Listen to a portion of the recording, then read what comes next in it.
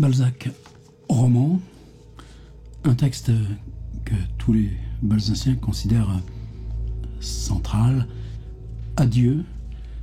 Vous avez en barre d'infos juste dessous une autre vidéo, un petit 20 minutes de présentation sur l'écriture, sur les enjeux. Ici, ce sera simplement lecture. Je rappelle que c'est un texte en triptyque, longue introduction à l'Isle-Adam, 1819, un moment où Balzac lui-même est hébergé par un ami de sa famille dans une petite maisonnette là, au fond d'un parc. Et c'est des moments pour lui d'accès à soi-même extrêmement importants. Donc quand on lit ça, on y pense. Ensuite, un grand milieu où on va se retrouver dans une scène militaire. Au départ, le texte s'appelait « Scène de la vie militaire, adieu », avec une traversée de la Bérésina. Tout ça pour que vous ne perdiez pas patience, parce qu'il y a la fin du triptyque avec là une grosse surprise. Au prince Frédéric Schwarzenberg. Texte, j'ai pas dit, publié en mai-juin 1830.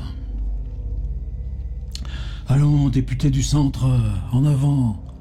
Il s'agit d'aller au pas accéléré si nous voulons être à table en même temps que les autres. Haut le pied, saute, marquis, là, allez.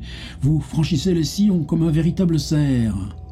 Ces paroles étaient prononcées par un chasseur paisiblement assis sur une lisière de la forêt de l'île Adam et qui achevait de fumer un cigare de la Havane en attendant son compagnon, sans doute égaré depuis longtemps dans les halliers de la forêt. À ses côtés, 4 chiens haletants regardaient comme lui le personnage auquel il s'adressait. Pour comprendre combien étaient railleuses ces allocutions répétées par intervalles, il faut dire que le chasseur était un gros homme court dont le ventre proéminent accusait un embonpoint véritablement ministériel. Aussi arpentait-il avec peine les sillons d'un vaste champ récemment moissonné, dont les chaumes gênaient considérablement sa marche. Puis, pour surcroît de douleur, les rayons de soleil qui frappaient obliquement sa figure y amassaient de grosses gouttes de sueur. Préoccupé par le soin de garder son équilibre, il se penchait tantôt en avant, tantôt en arrière, en imitant ainsi les soubresauts d'une voiture fortement cahotée. Ce jour était un de ceux qui, pendant le mois de septembre, achèvent de mûrir les raisins par des feux équatoriaux. Le temps annonçait un orage. Quoique plusieurs grands espaces d'azur séparassent encore vers l'horizon de gros nuages noirs, on voyait des nuées blondes s'avancer avec une effrayante rapidité, en étendant de l'ouest à l'est un léger rideau grisâtre. Le vent n'agissant que dans la haute région de l'air, l'atmosphère comprimait vers les bas-fonds les brûlantes vapeurs de la terre. Entouré de hautes futaies qui le privaient d'air, le vallon que franchissait le chasseur avait la température d'une fournaise. Ardente et silencieuse, la forêt semblait avoir soif. Les oiseaux, les insectes étaient muets, et les cimes des arbres s'inclinaient à peine. Les personnes auxquelles il reste quelques souvenirs de l'été de 1819 doivent donc compatir aux maux du pauvre ministériel qui suait sang et eau pour rejoindre son compagnon moqueur. Tout en fumant son cigare, celui-ci avait calculé par la position du soleil qu'il pouvait être environ 5 heures du soir. « Où diable sommes-nous » dit le gros chasseur en s'essuyant le front et s'appuyant contre un arbre du champ, presque en face de son compagnon, car il ne se sentit plus la force de sauter le large fossé qui l'en séparait. « C'est à moi que tu le demandes » répondit en riant le chasseur couché dans les hautes herbes jaunes qui couronnaient le talus. Il jeta le bout de son cigare dans le fossé en s'écriant « Je jure par Saint-Hubert qu'on ne me reprendra plus à m'aventurer dans un pays inconnu avec un magistrat, fût-il comme toi, mon cher d'Albon, un vieux camarade de collège. » Il y a chaque fois les petits éléments informatifs qui arrivent là. « Mais, Philippe, vous ne comprenez donc plus le français ? Vous avez sans doute laissé votre esprit en Sibérie ? Chaque fois, il y a des petits éléments informatifs qui vont s'ajouter. Répliqua le gros homme en lançant un regard douloureusement comique sur un poteau qui se trouvait à 100 pas de là.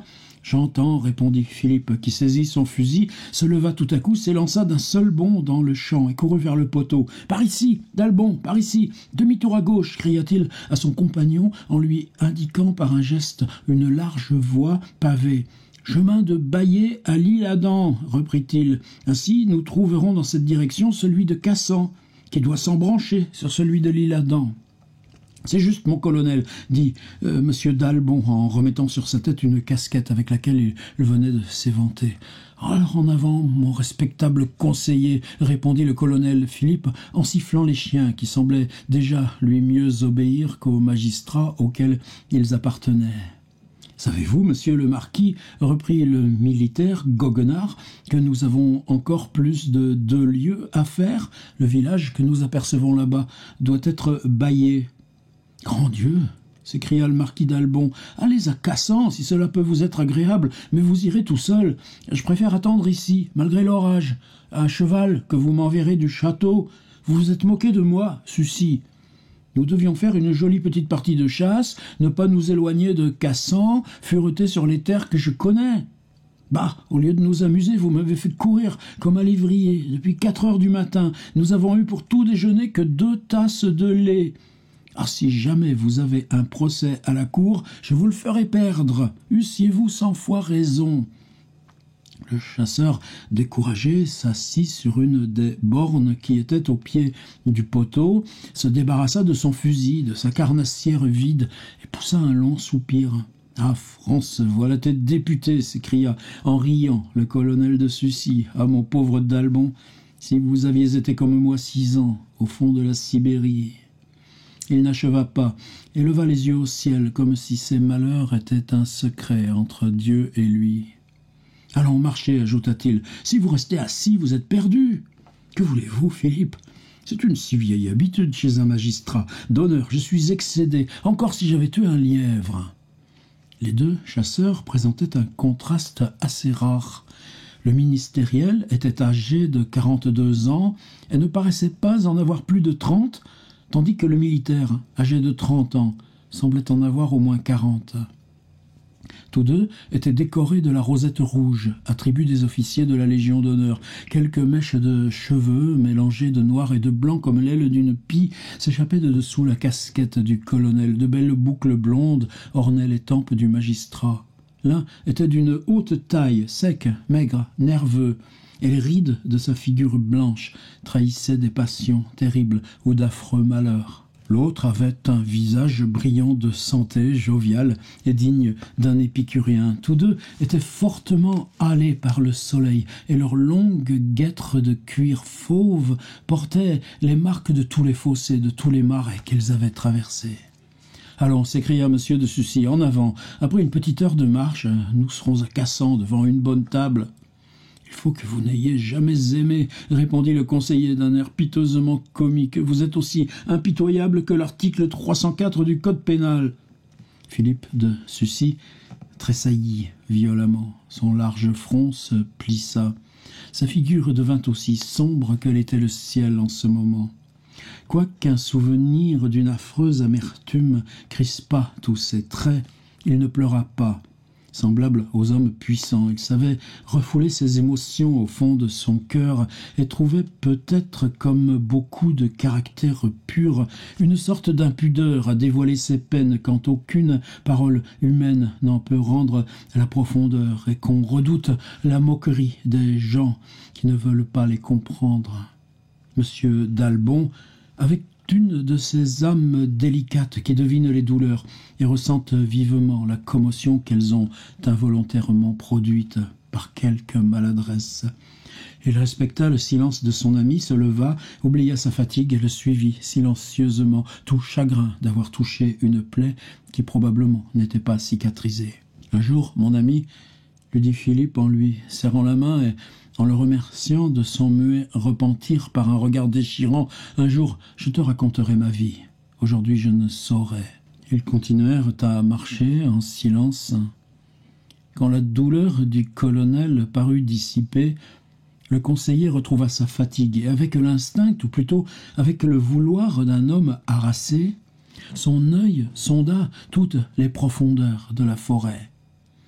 Il interrogea les cimes des arbres, examina les avenues, en espérant y découvrir quelques gîtes où il pût demander l'hospitalité.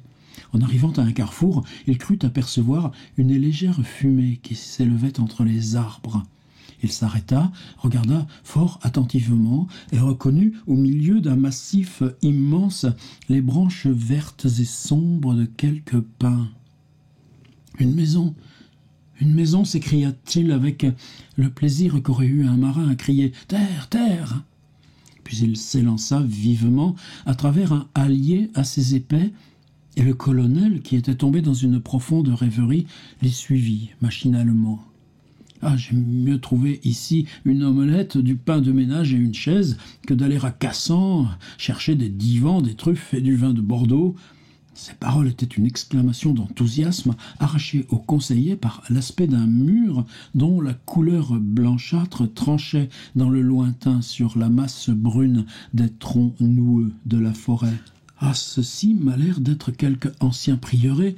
s'écria de rechef le marquis d'Albon, arrivant à une grille antique et noire, d'où il put voir, au milieu d'un parc assez vaste, un bâtiment construit dans le style employé jadis pour les monuments monastiques. Comme ces coquins de moines savaient choisir un emplacement. Cette nouvelle exclamation était l'expression de l'étonnement que causait au magistrat le poétique ermitage qui s'offrait à ses regards. La maison était située à mi-côte, sur le revers de la montagne, dont le sommet est occupé par le village de Nerville, les grands chênes séculaires de la forêt, qui décrivaient un cercle immense autour de cette habitation, en faisaient une véritable solitude. Le corps de logis, jadis destiné aux moines, avait son exposition au midi. Le parc paraissait avoir une quarantaine d'arpents. Auprès de la maison régnait une verte prairie, heureusement découpée par plusieurs ruisseaux clairs, par des nappes d'eau gracieusement posées et sans aucun artifice apparent. Ça et là s'élevaient des arbres verts aux formes élégantes, aux feuillages variés. Puis des grottes habilement ménagées, des terrasses massives avec leurs escaliers dégradés et leurs rampes rouillées imprimaient une physionomie particulière à cette sauvage Thébaïde. L'art y avait élégamment uni ses constructions aux plus pittoresques effets de la nature. Les passions humaines semblaient devoir mourir au pied de ces grands arbres qui défendaient l'approche de cet asile au bruit du monde, comme ils y tempéraient les feux du soleil.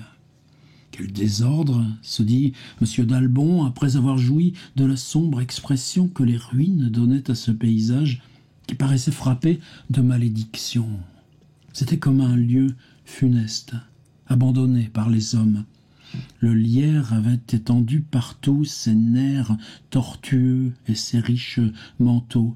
Des mousses brunes, verdâtres, jaunes ou rouges répandaient leurs teintes romantiques sur les arbres, sur les bancs, sur les toits, sur les pierres. Les fenêtres vermoulues étaient usées par la pluie, creusées par le temps. Les balcons étaient brisés, les terrasses démolies. Quelques persiennes ne tenaient plus que par un de leurs gonds. Les portes disjointes paraissaient ne pas devoir résister à un assaillant. Chargées des touffes luisantes du gui, les branches des arbres fruitiers négligés s'étendaient au loin sans donner de récolte. De hautes herbes croissaient dans les allées. Ces débris jetaient dans le tableau des effets d'une poésie ravissante et des idées rêveuses dans l'âme du spectateur. Un poète serait resté là, plongé dans une longue mélancolie, en admirant ce désordre plein d'harmonie, cette destruction qui n'était pas sans grâce. En ce moment, quelques rayons du soleil se firent jour à travers les crevasses des nuages, illuminèrent par des jets de 1000 couleurs cette scène à demi sauvage. Les tuiles brunes resplendirent, Les mousses brillèrent, des ombres fantastiques s'agitèrent sur les prés, sous les arbres, des couleurs mortes se réveillèrent, des oppositions piquantes se combattirent, les feuillages se découpèrent dans la clarté, tout à coup la lumière disparut.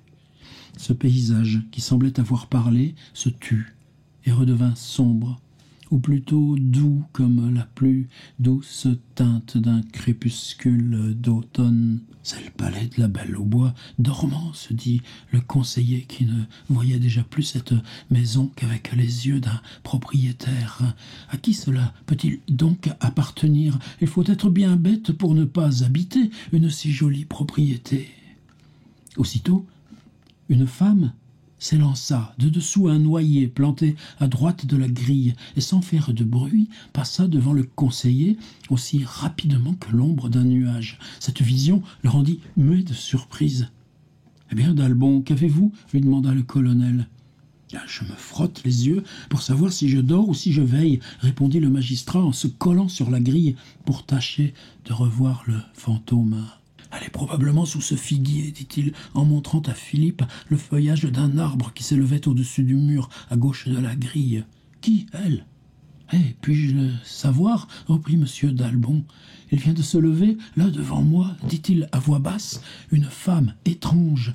Elle m'a semblé plutôt appartenir à la nature des ombres qu'au monde des vivants. Elle est si svelte, si légère, si vaporeuse, qu'elle doit être diaphane.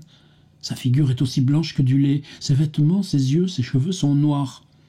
Elle m'a regardé en passant, et quoique je ne sois point peureux, son regard immobile et froid m'a glacé le sang dans les veines. « Est-elle jolie » demanda Philippe. « Je ne sais pas, je ne lui ai vu que les yeux dans la figure. » « Au diable, le dîner de Cassan » s'écria le colonel. « Restons ici. J'ai une envie d'enfant d'entrer dans cette singulière propriété. Vois-tu ces châssis de fenêtres peints en rouge et ces filets rouges dessinés sur les moulures des portes et des volets?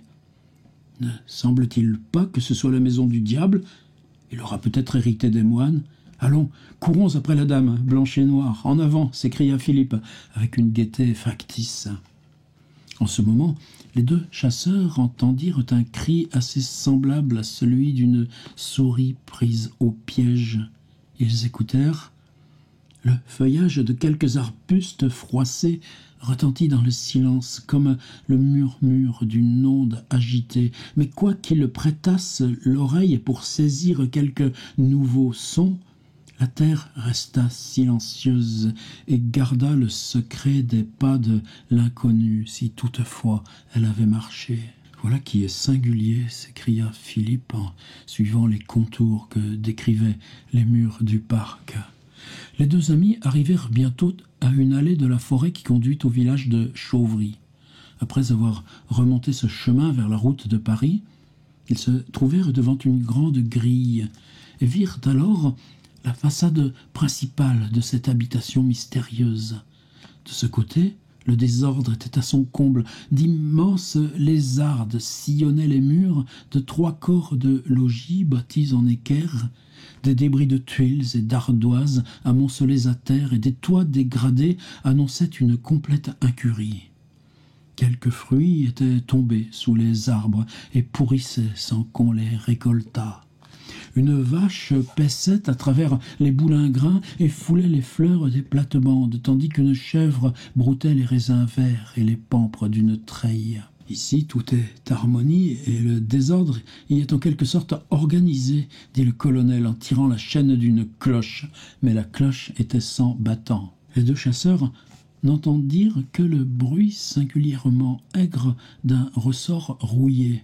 Quoique très délabrée, la petite porte pratiquée dans le mur auprès de la grille résista néanmoins à tout effort. « Oh oh, tout ceci devient très curieux, dit-il à son compagnon. « Si je n'étais pas magistrat, répondit M. d'Albon, je croirais que la femme noire est une sorcière. » À peine avait-il achevé ces mots que la vache vint à la grille et leur présenta son mufle chaud, comme si elle éprouvait le besoin de voir des créatures humaines.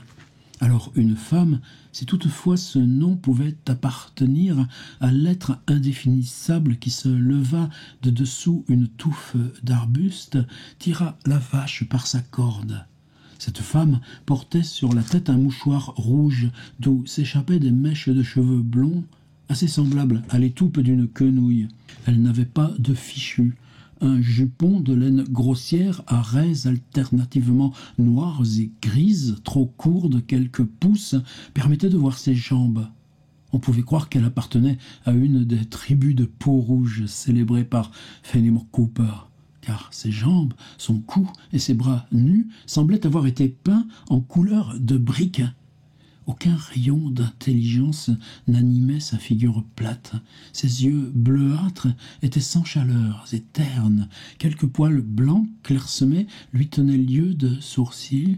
Enfin, sa bouche était contournée de manière à laisser passer des dents mal rangées, mais aussi blanches que celles d'un chien. « Ouais, la femme !» cria M. de Sucy.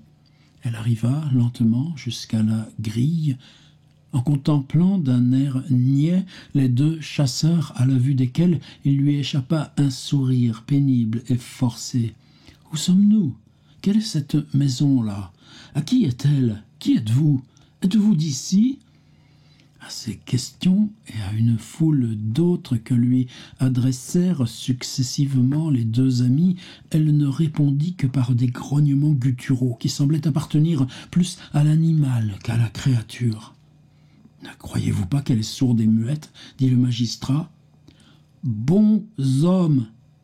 s'écria la paysanne. « Ah, elle a raison, cela pourrait bien être l'ancien couvent des bons hommes, dit M. d'Albon. » Les questions recommencèrent, mais comme un enfant capricieux, la paysanne rougit, joua avec son sabot, tortilla la corde de la vache qui s'était remise à paître, regarda les deux chasseurs, examina toutes les parties de leur habillement. Elle glapit, grogna, gloussa, mais elle ne parla pas. « Ton nom ?» lui dit Philippe, en la contemplant fixement, comme s'il eût voulu l'ensorceler. « Geneviève, dit-elle en riant d'un rire bête. « Jusqu'à présent, la vache est la créature la plus intelligente que nous ayons vue, » s'écria le magistrat. « Je vais tirer un coup de fusil pour faire venir du monde. » Au moment où d'Albon saisissait son arme, le colonel l'arrêta par un geste, lui montra du doigt l'inconnu qui avait si vivement piqué leur curiosité. Cette femme semblait ensevelie dans une méditation profonde et venait à pas lents par une allée assez éloignée, en sorte que les deux amis eurent tout le temps de l'examiner. Elle était vêtue d'une robe de satin noir, tout usée. Ses longs cheveux tombaient en boucles nombreuses sur son front, autour de ses épaules, descendaient jusqu'en bas de sa taille et lui servaient de châle. Accoutumée sans doute à ce désordre, elle ne chassait que rarement sa chevelure de chaque côté de ses tempes, mais alors elle agitait la tête par un mouvement brusque et ne s'y prenait pas à deux fois pour dégager son front ou ses yeux de ce voile épais. Son geste avait d'ailleurs, comme celui d'un animal, cette admirable sécurité de mécanisme dont la prestesse pouvait paraître un prodige dans une femme. Les deux chasseurs, étonnés, la virent sauter sur une branche de pommier et s'y attacher avec la légèreté d'un oiseau. Elle y saisit des fruits, les mangea, puis se laissa tomber à terre avec la gracieuse mollesse qu'on admire chez les écureuils. Ses membres possédait une élasticité qui ôtait à ses moindres mouvements jusqu'à l'apparence de la gêne ou de l'effort. Elle joua sur le gazon, s'y roula comme aurait pu le faire un enfant. Puis tout à coup, elle jeta ses pieds et ses mains en avant et resta étendue sur l'herbe avec l'abandon, la grâce, le naturel d'une jeune chatte endormie au soleil. Le tonnerre ayant grondé dans le lointain, elle se retourna subitement, se mit à quatre pattes avec la miraculeuse adresse d'un chien qui entend venir un étranger. Par l'effet de cette bizarre attitude, sa noire chevelure se sépara tout à coup en deux larges bandeaux qui retombèrent de chaque côté de sa tête et permit aux deux spectateurs de cette scène singulière d'admirer des épaules dont la peau blanche brilla comme les marguerites de la prairie, un cou dont la perfection faisait juger celle de toutes les proportions du corps. Elle laissa échapper un cri douloureux et se leva tout à fait sur ses pieds. Ses mouvements se succédaient si gracieusement, s'exécutaient si lestement qu'elle semblait être non pas une créature humaine, mais une de ces filles de l'air célébrées par les poésies d'Ossian. Elle alla vers une nappe d'eau, secoua légèrement une de ses jambes pour la débarrasser de son soulier et parut se plaire à tremper son pied blanc comme l'albâtre dans la source, en y admirant sans doute les ondulations qu'elle y produisait et qui ressemblaient à des pierreries. Puis elle s'agenouilla sur le bord du bassin, s'amusa comme un enfant à y plonger ses longues tresses et à les en tirer brusquement pour voir tomber goutte à goutte l'eau dont elles étaient chargées et qui, traversée par les rayons du jour, formait comme des chapelets de perles. « Cette femme est folle !» s'écria le conseiller. Un cri rauque, poussé par Geneviève, retentit et parut s'adresser à l'inconnu, qui se redressa vivement en chassant ses cheveux de chaque côté du visage. En ce moment, le colonel et d'Albon purent voir distinctement les traits de cette femme qui, en apercevant les deux amis, accourut en quelques bonds à la grille avec la légèreté d'une biche. « Adieu !» dit-elle, d'une voix douce et harmonieuse, mais sans que cette mélodie, impatiemment attendue par les chasseurs, parût dévoiler le moindre sentiment ou la moindre idée. M. d'Albon admira les longs cils de ses yeux, ses sourcils noirs, bien fournis, une peau d'une blancheur éblouissante et sans la plus légère nuance de rougeur. De petites veines bleues tranchaient seules sur son teint blanc. Quand le conseiller se tourna vers son ami pour lui faire part de l'étonnement que lui inspirait la vue de cette femme étrange, il le trouva étendu sur l'herbe, comme mort.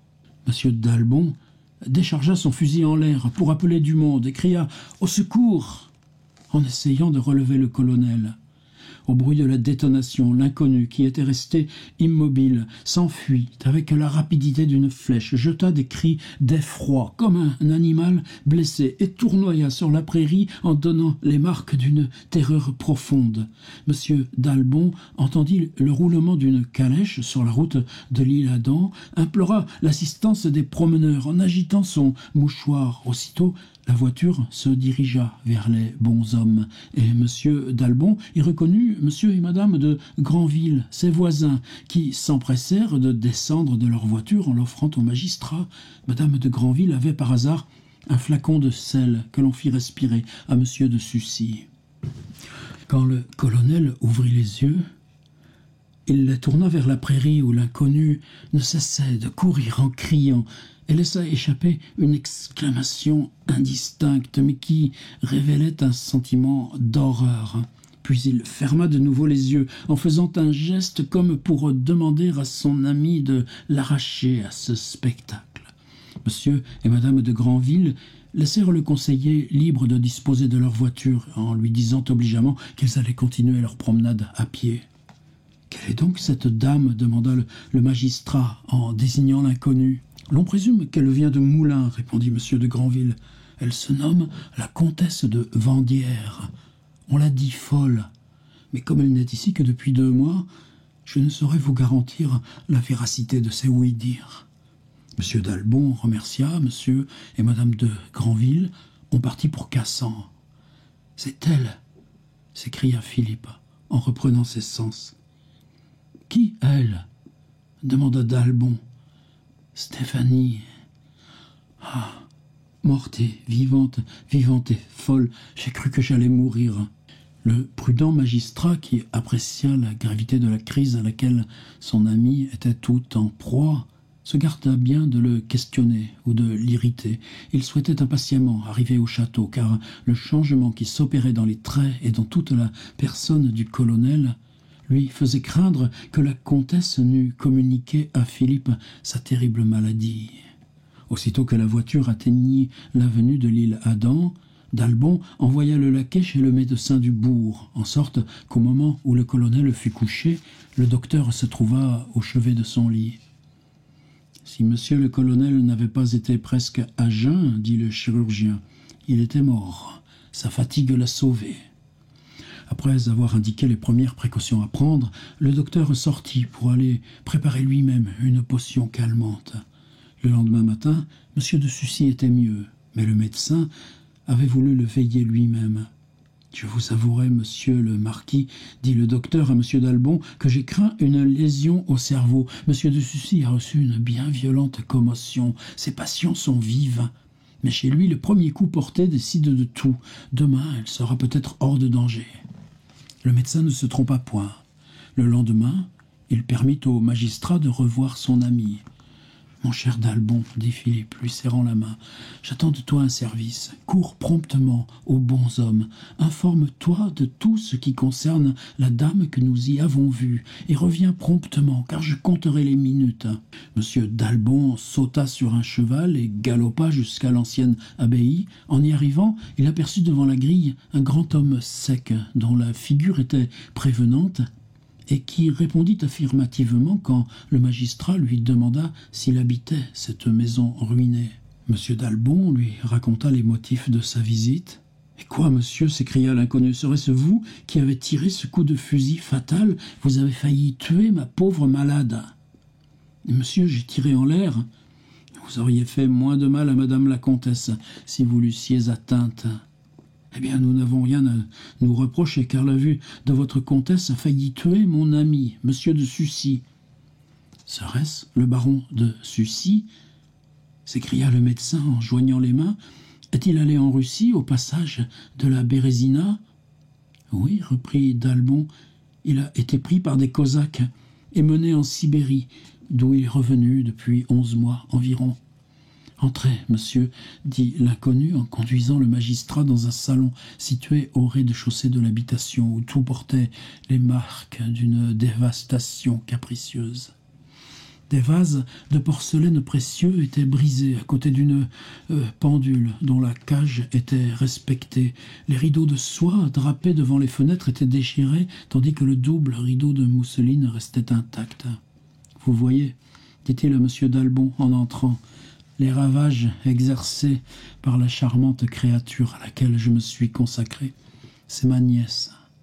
Malgré l'impuissance de mon art, j'espère lui rendre un jour la raison, en essayant une méthode qu'il n'est malheureusement permis qu'aux gens riches de suivre. Puis, comme toutes les personnes qui vivent dans la solitude, en proie à une douleur renaissante, il raconta longuement au magistrat l'aventure suivante, dont le récit a été coordonné et dégagé de nombreuses digressions que firent le narrateur et le conseiller. Fin du premier volet du triptyque. Deuxième volet, intitulé au départ par Balzac lui-même « Le passage de la Bérésina », sous-titre qu'il a enlevé ensuite. En quittant sur les 9 heures du soir les hauteurs de Studzianka, qu'il avait défendu pendant toute la journée du 28 novembre 1812, le maréchal Victor y laissa 1 millier d'hommes chargés de protéger jusqu'au dernier moment celui des 2 ponts construits sur la Bérésina qui subsistait encore. Cette arrière-garde s'était dévouée pour tâcher de sauver une effroyable multitude de traînards engourdis par le froid qui refusaient obstinément de quitter les équipages de l'armée. L'héroïsme de cette généreuse troupe devait être inutile.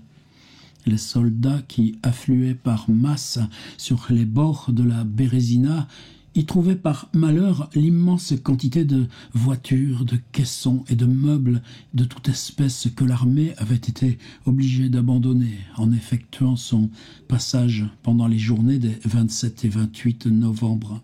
Héritiers de richesses inespérées, ces malheureux, abrutis par le froid, se logeaient dans les bivouacs vides, brisaient le matériel de l'armée pour se construire des cabanes, faisaient du feu avec tout ce qui leur tombait sous la main, dépeçaient les chevaux pour se nourrir, arrachaient le drap ou les toiles des voitures pour se couvrir et dormaient au lieu de continuer leur route et de franchir paisiblement pendant la nuit cette Bérésina qu'une incroyable fatalité avait déjà rendue si funeste à l'armée.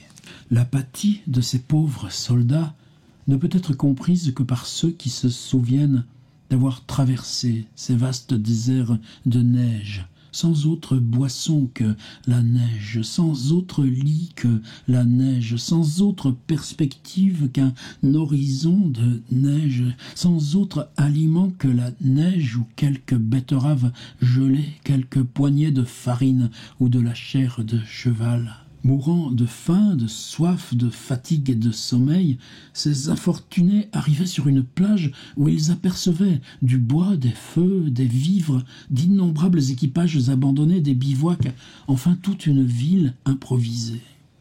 Le village de Studzianka avait été entièrement dépecé, partagé, transporté des hauteurs dans la plaine. Quelque dolente et périlleuse que fût cette cité, ces misères et ces dangers souriaient à des gens qui ne voyaient devant eux que les épouvantables déserts de la Russie. Enfin, c'était un vaste hôpital qui n'eut pas 20 heures d'existence. La lassitude de la vie ou le sentiment d'un bien-être inattendu rendait cette masse d'hommes inaccessible à toute pensée autre que celle du repos.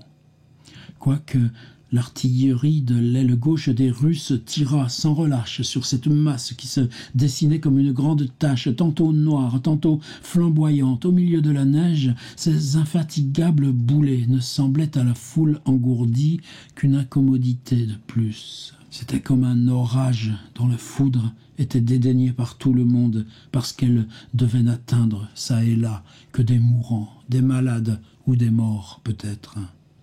À chaque instant, les traîneurs arrivaient par groupes. Ces espèces de cadavres ambulants se divisaient aussitôt et allaient mendier une place de foyer en foyer. Puis repoussés le plus souvent, ils se réunissaient de nouveau pour obtenir de force l'hospitalité qui leur était refusée.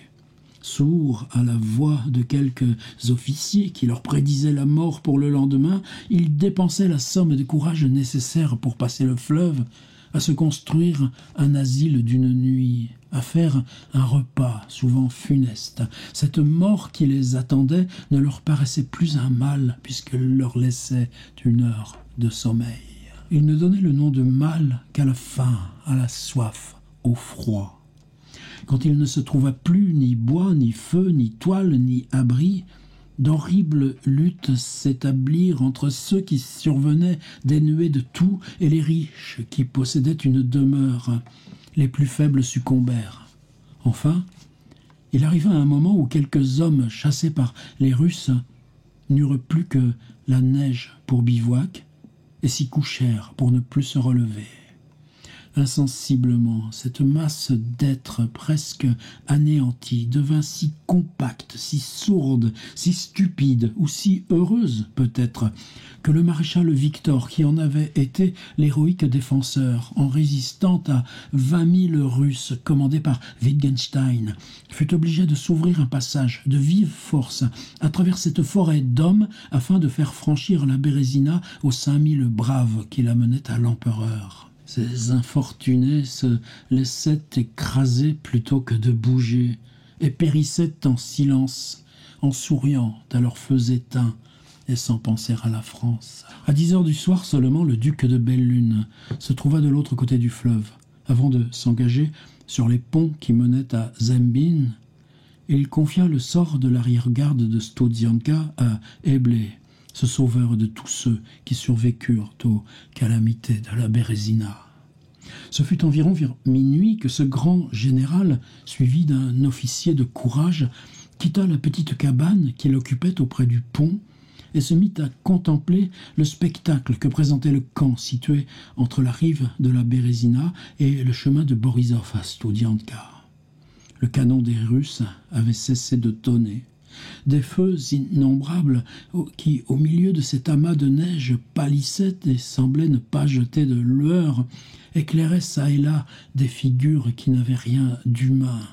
Des malheureux, au nombre de 30 000 environ, appartenant à toutes les nations que Napoléon avait jetées sur la Russie, étaient là, jouant leur vie avec une brutale insouciance. « Sauvons tout cela, dit le général à l'officier. Demain matin, les Russes seront maîtres de Stodzianka. Il faudra donc brûler le pont au moment où ils paraîtront. Ainsi, mon ami, du courage. Fais-toi jour jusqu'à la hauteur. Dis au général Fournier qu'à peine a-t-il le temps d'évacuer sa position, de percer tout ce monde et de passer le pont. Quand tu l'auras vu se mettre en marche, tu le suivras, aidé par quelques hommes valides. Tu brûleras, sans pitié, les bivouacs, les équipages, les caissons, les voitures, tout. Chasse ce monde, là, sur le pont. Contrains tout ce qui a deux jambes à se réfugier sur l'autre rive. L'incendie est maintenant notre dernière ressource. Si Berthier m'avait laissé détruire ces damnés équipages, ce fleuve n'aurait englouti personne que mes pauvres pontonniers, ces 50 héros qui ont sauvé l'armée et qu'on oubliera. Le général porta la main à son front et resta silencieux. Il sentait que la Pologne serait son tombeau et qu'aucune voix ne s'élèverait en faveur de ces hommes sublimes qui se tinrent dans l'eau de la Bérésina pour y enfoncer les chevalets des ponts. Un seul d'entre eux vit encore, ou pour être exact, souffre dans un village ignoré. L'aide de camp parti, à peine ce généreux officier avait-il fait 100 pas vers Stodzianka que le général Eblé réveilla plusieurs de ses pontonniers souffrants et commença son œuvre charitable en brûlant les bivouacs établis autour du pont, obligeant ainsi les dormeurs qui l'entouraient à passer la Bérésina. Cependant, le jeune aide de camp était arrivé, non sans peine, à la seule maison de bois qui fut restée debout, à Stodzianka. « Cette baraque est donc bien pleine, mon camarade, dit-il à un homme qu'il aperçut en dehors. « Si vous y entrez, vous serez un habile troupier, répondit l'officier, sans se détourner, sans cesser de démolir avec son sabre le bois de la maison. « Est-ce vous, Philippe ?» dit l'aide de camp en reconnaissant au son la voix de l'un de ses amis. « Ah oui, c'est toi, mon vieux, répliqua monsieur de Sucy en regardant l'aide de camp qui n'avait comme lui que 23 ans. Je te croyais de l'autre côté de cette sacrée rivière. Viens-tu nous apporter des gâteaux et des confitures pour notre dessert?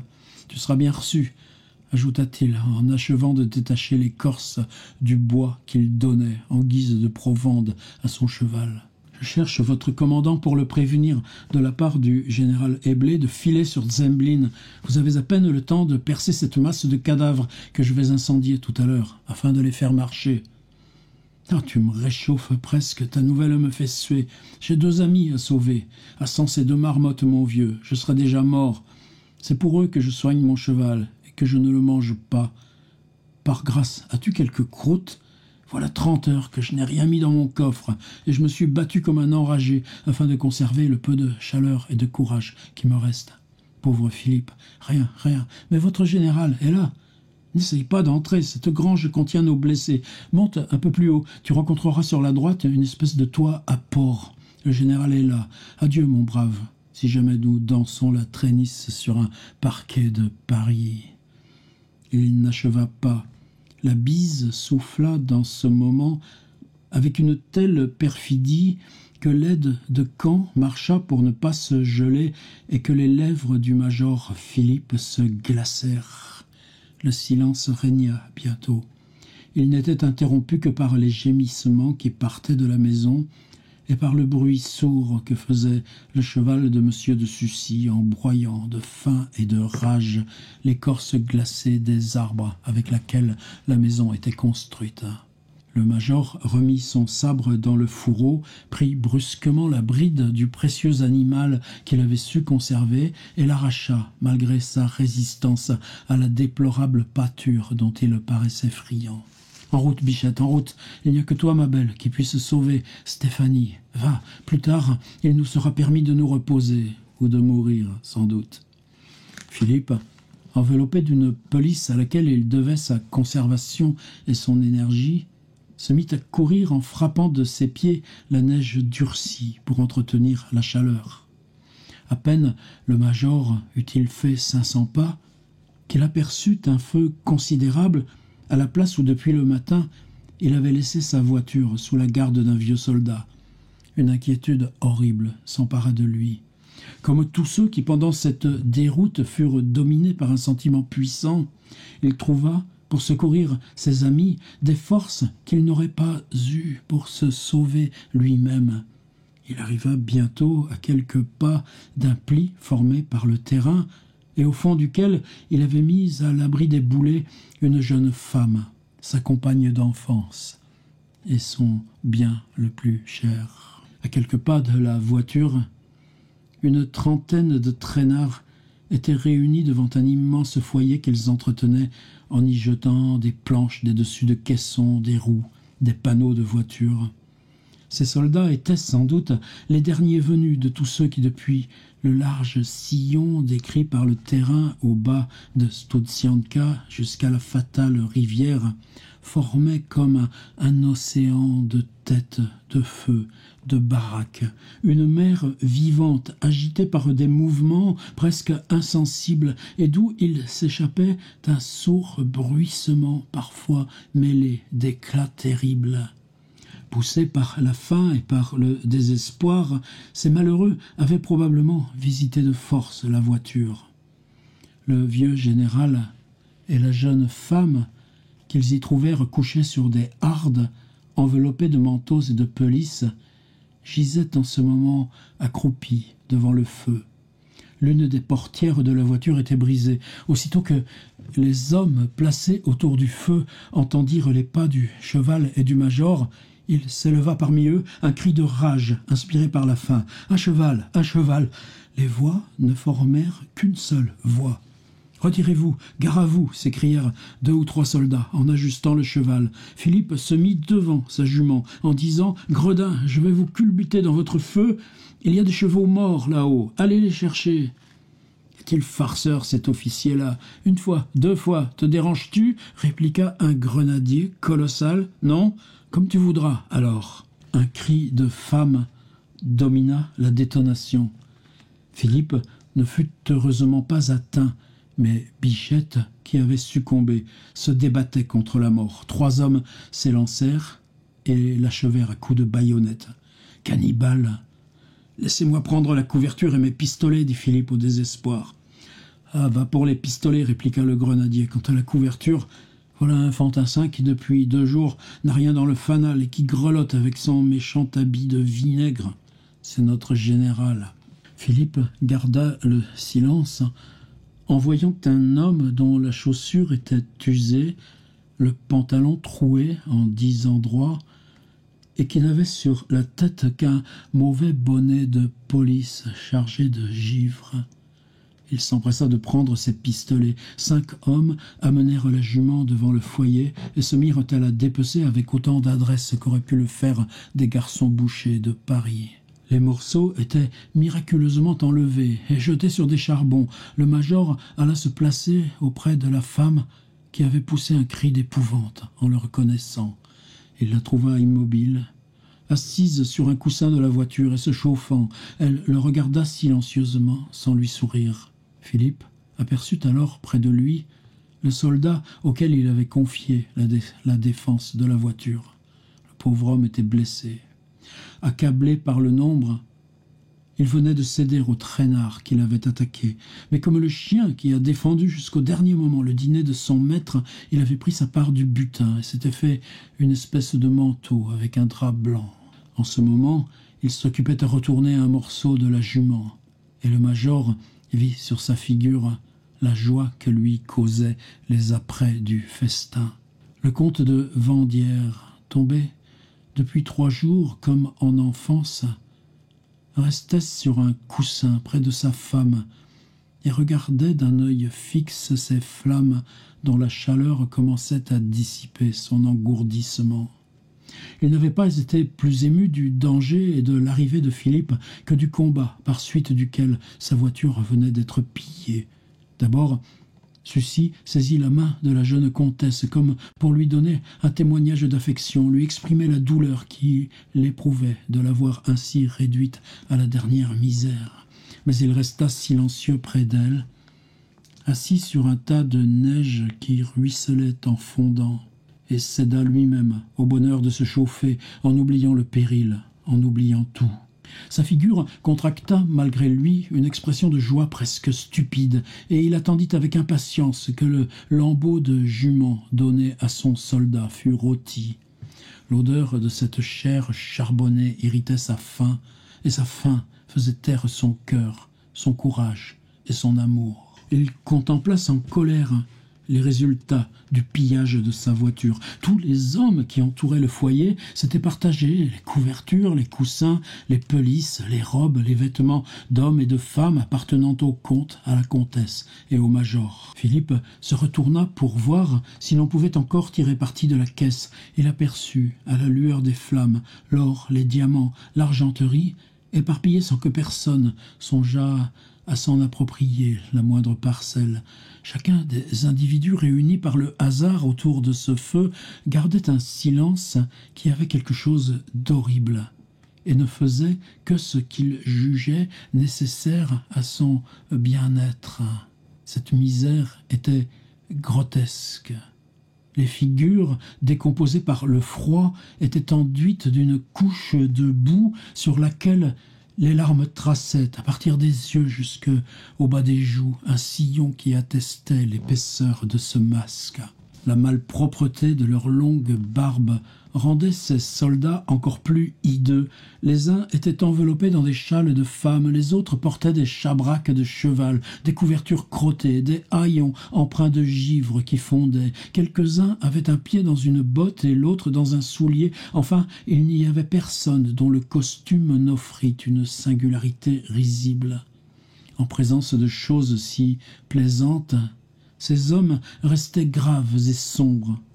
Le silence n'était interrompu que par le craquement du bois, par les pétillements de la flamme, par le lointain murmure du camp et par les coups de sabre que les plus affamés donnaient à Bichette pour en arracher les meilleurs morceaux. Quelques malheureux, plus las que les autres, dormaient, et si l'un d'eux venait à rouler dans le foyer, personne ne le relevait. Ces logiciens sévères pensaient que, s'il n'était pas mort, la brûlure devait l'avertir de se mettre en un lieu plus commode. Si le malheureux se réveillait dans le feu et périssait, personne ne le plaignait. Quelques soldats se regardaient comme pour justifier leur propre insouciance par l'indifférence des autres. La jeune comtesse eut 2 fois ce spectacle et resta muette. Quand les différents morceaux que l'on avait mis sur des charbons ardents furent cuits, chacun satisfit sa faim avec cette gloutonnerie qui, vue chez les animaux, nous semble dégoûtante. « Voilà la première fois qu'on aura vu 30 fantassins sur un cheval !» s'écria le grenadier qui avait abattu la jument. Ce fut la seule plaisanterie qui attesta l'esprit national. Bientôt, la plupart de ces pauvres soldats se roulèrent dans leurs habits, se placèrent sur des planches, sur tout ce qui pouvait les préserver du contact de la neige et dormirent, nonchalants du lendemain. Quand le major fut réchauffé et qu'il eut apaisé sa faim, un invincible besoin de dormir lui appesantit les paupières. Pendant le temps assez court que dura son débat avec le sommeil, il contempla cette jeune femme qui, s'étant tourné la figure vers le feu pour dormir, laissait voir ses yeux clos et une partie de son front. Elle était enveloppée dans une pelisse fourrée et dans un gros manteau de dragon. Sa tête portait sur un oreiller taché de sang. Son bonnet d'astrakan, maintenu par un mouchoir noué sous le cou, lui préservait le visage du froid autant que cela était possible. Elle s'était caché les pieds dans le manteau.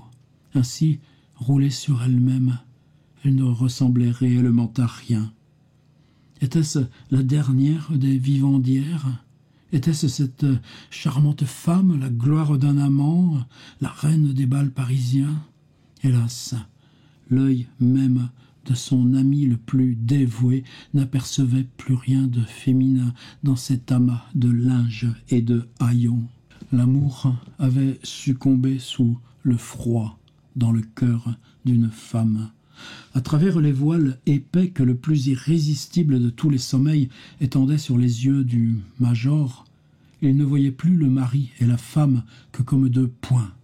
Les flammes du foyer, ces figures étendues, ce froid terrible qui rugissait à 3 pas d'une chaleur fugitive, tout était rêve. Une pensée importune effrayait Philippe. « Nous allons tous mourir si je dors. Je ne veux pas dormir, se disait-il. Il dormait. Une clameur terrible et une explosion réveillèrent M. de Sucy après 1 heure de sommeil.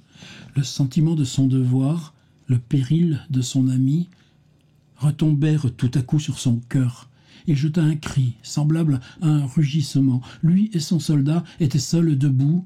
Ils virent une mer de feu qui découpait devant eux dans l'ombre de la nuit une foule d'hommes en dévorant les bivouacs et les cabanes. Ils entendirent des cris de désespoir, des hurlements. Ils aperçurent des milliers de figures désolées et de faces furieuses. Au milieu de cet enfer, une colonne de soldats se faisait un chemin vers le pont entre 2 haies de cadavres.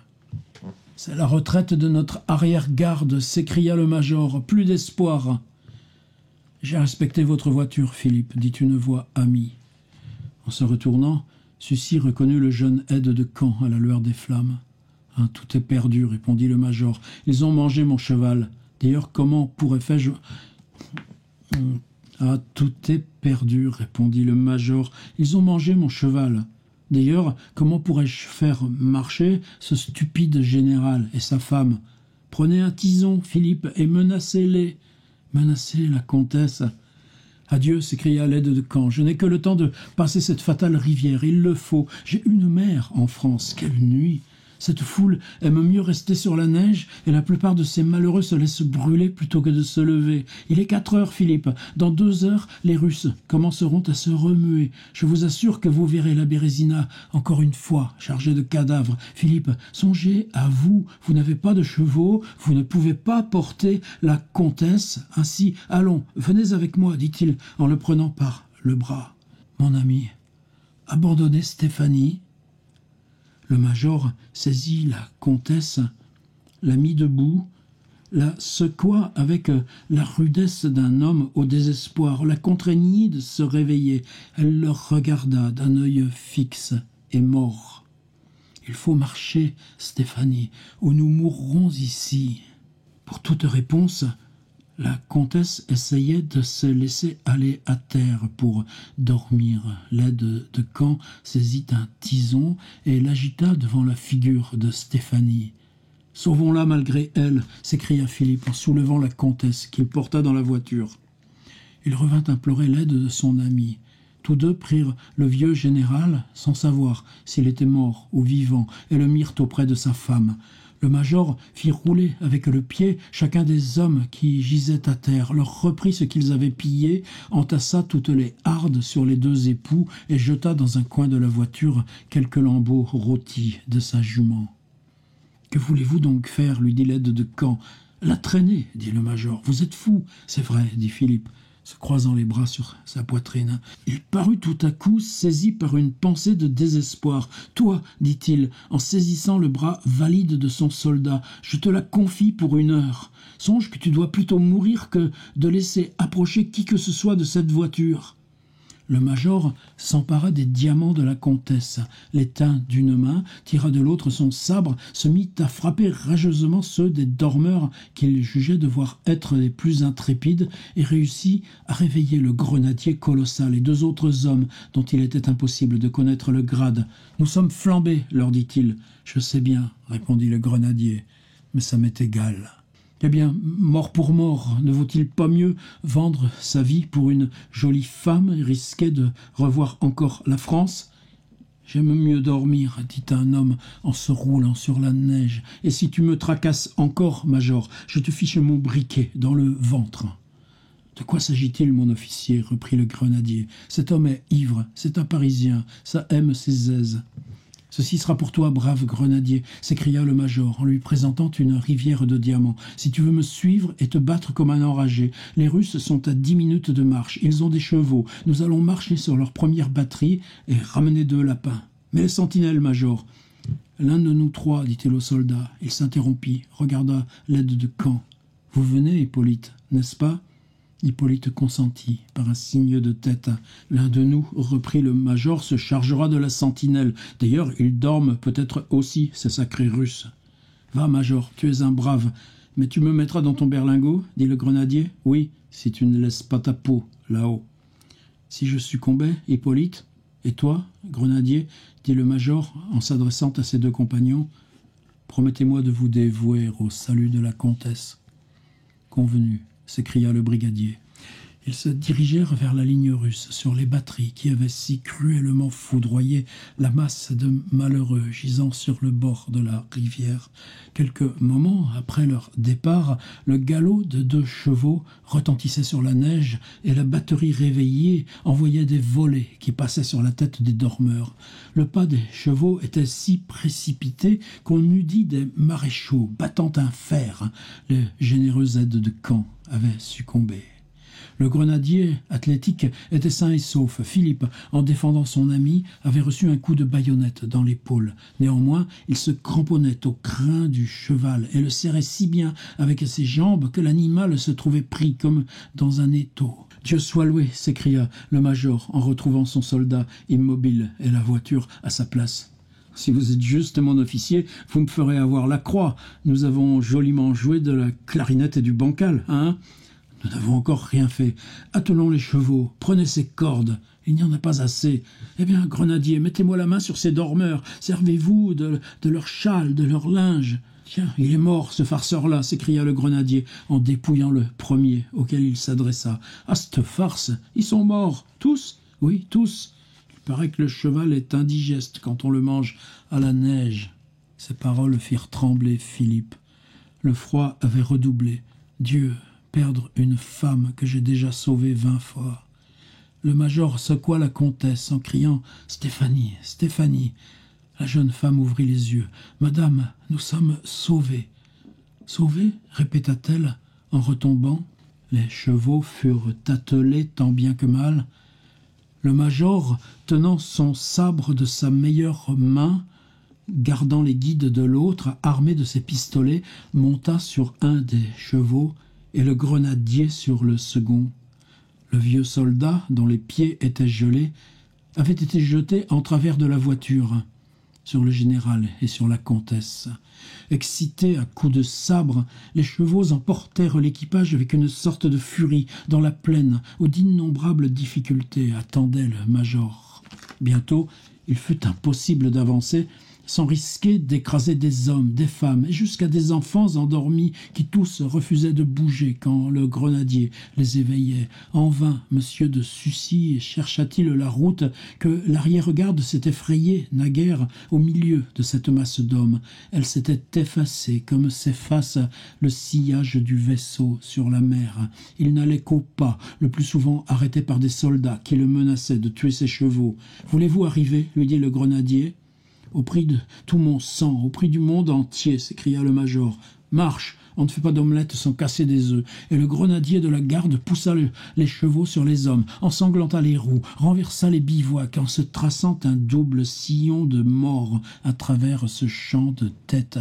Mais rendons-lui la justice de dire qu'il ne se fit jamais faute de crier d'une voix tonnante. « Gare donc, charogne, les malheureux !» s'écria le major. « Bah, ça ou le froid, ça ou le canon !» dit le grenadier, en animant les chevaux et les piquant avec la pointe de son briquet. Une catastrophe qui aurait dû leur arriver bien plus tôt et dont un hasard fabuleux les avait préservés jusque-là vint tout à coup les arrêter dans leur marche. La voiture versa. « Je m'y attendais !» s'écria l'imperturbable grenadier. « Oh, le camarade est mort !»« Pauvre Laurent !» dit le major. « Laurent, n'est-il pas du 5e chasseur ?»« Oui, c'est mon cousin. »« Bah, la chienne de vie n'est pas assez heureuse pour qu'on la regrette par le temps qu'il fait. » La voiture ne fut pas relevée. Les chevaux ne furent pas dégagés sans une perte de temps immense, irréparable. Le choc avait été si violent que la jeune comtesse, réveillée et tirée de son engourdissement par la commotion, se débarrassa de ses vêtements et se leva. « Philippe, où sommes-nous » s'écria-t-elle d'une voix douce en regardant autour d'elle.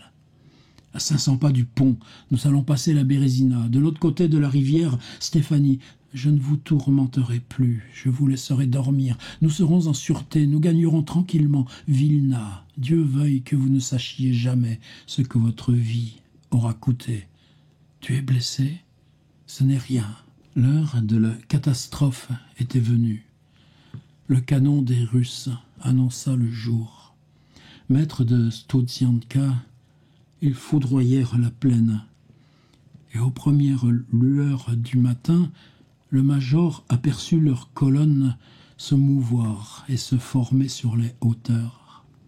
Un cri d'alarme s'éleva du sein de la multitude, qui fut debout en un moment. Chacun comprit instinctivement son péril, et tous se dirigèrent vers le pont par un mouvement de vague.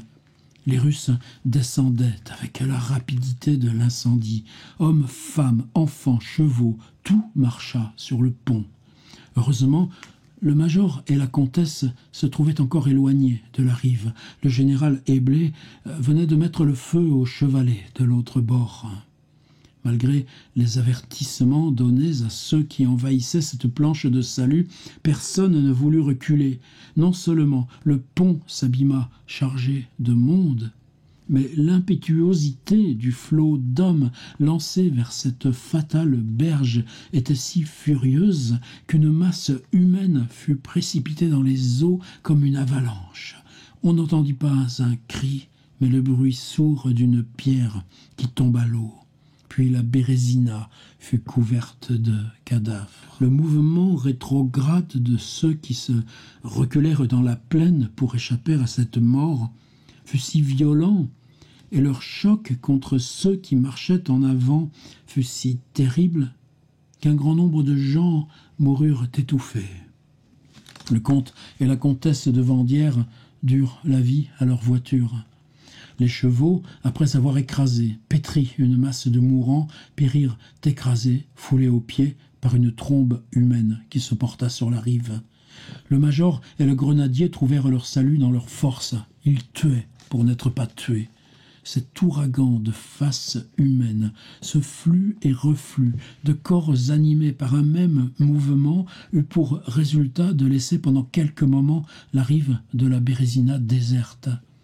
La multitude s'était rejetée dans la plaine. Si quelques hommes se lancèrent à la rivière du haut de la berge, ce fut moins dans l'espoir d'atteindre l'autre rive, qui pour eux était la France, que pour éviter les déserts de la Sibérie. Le désespoir devint une égide pour quelques gens hardis. Un officier sauta de glaçon en glaçon jusqu'à l'autre bord. Un soldat rampa miraculeusement sur un amas de cadavres et de glaçons. Cette immense population finit par comprendre que les Russes ne tueraient pas 20 000 hommes sans armes, engourdis, stupides, qui ne se défendaient pas, et chacun attendit son sort avec une horrible résignation. Alors le major, son grenadier, le vieux général et sa femme restèrent seuls à quelques pas de l'endroit où était le pont. Ils étaient là, tous quatre debout, les yeux secs, silencieux, entourés d'une masse de morts. Quelques soldats valides, quelques officiers auxquels la circonstance rendait toute leur énergie se trouvaient avec eux. Ce groupe assez nombreux comptait environ 50 hommes. Le major aperçut à 200 pas de là les ruines du pont fait pour les voitures et qui s'était brisé l'avant-veille. « Construisons un radeau !» s'écria-t-il. À peine avait-il laissé tomber cette parole que le groupe entier courut vers ces débris. Une foule d'hommes se mit à ramasser des crampons de fer, à chercher des pièces de bois, des cordes, enfin tous les matériaux nécessaires à la construction du radeau. Une vingtaine de soldats et d'officiers armés formèrent une garde commandée par le major pour protéger les travailleurs contre les attaques désespérées que pourrait tenter la foule en devinant leurs desseins. Le sentiment de la liberté qui anime les prisonniers et leur inspire des miracles ne peut pas se comparer à celui qui faisait agir en ce moment ces malheureux Français. « Voilà les Russes, criaient aux travailleurs ceux qui les défendaient. Et les bois criaient, le plancher croissait de largeur, de hauteur, de profondeur. Généraux, soldats, colonels, tout se pliait sous le poids des roues, des fers, des cordes, des planches. C'était une image réelle de la construction de l'arche de Noé.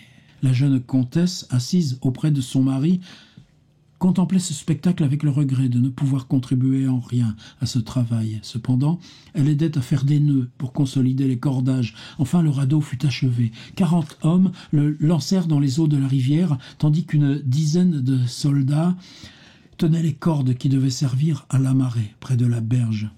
Aussitôt que les constructeurs virent leur embarcation flottant sur la Bérésina, ils s'y jetèrent du haut de la rive avec un horrible égoïsme.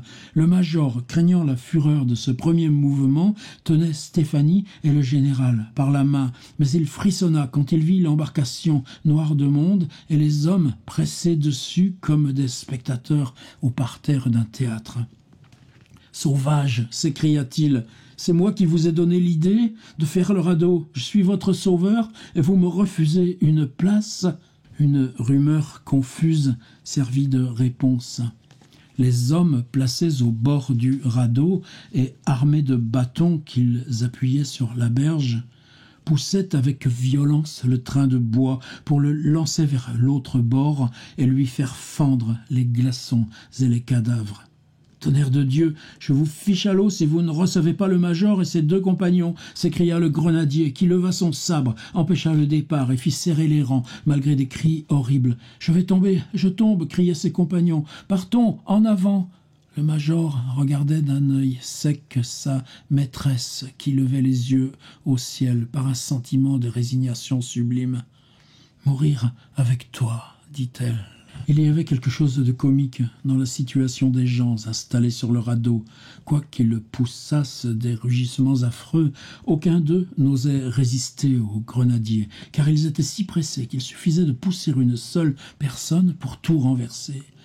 Dans ce danger, un capitaine essaya de se débarrasser du soldat qui aperçut le mouvement hostile de l'officier, le saisit, le précipita dans l'eau en lui disant « Ah, canard, tu veux boire ? Va !»